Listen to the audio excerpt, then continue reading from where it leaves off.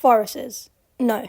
Computer viruses. Computer viruses has existed ever since computers really came into the frame. They're the first virus dating back to roughly 1971. Sometimes you don't even know you have a virus. Other times they're so bad it's hard to get rid of.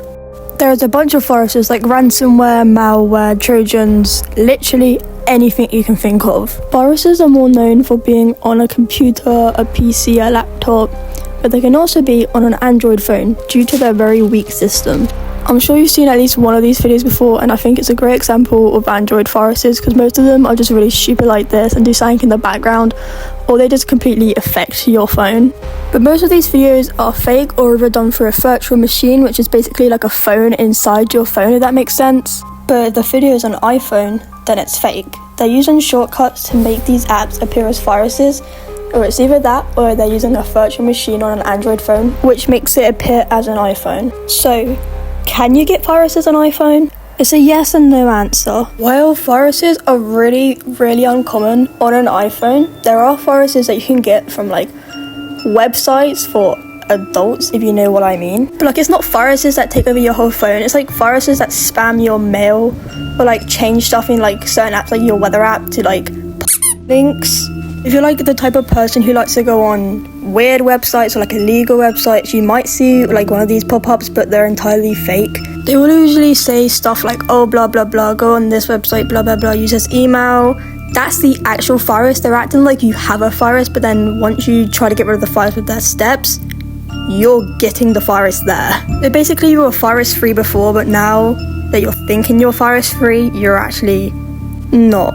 Due to Apple's strong system, it's really hard for like malware to spread onto your phone because of its security measures and iOS ecosystem. Android has a really weak system and there's no like restrictions on what you can download. It might say like, oh yeah, you might download a virus by getting this, but you can just click, oh whatever, never mind, I'll download it anyway.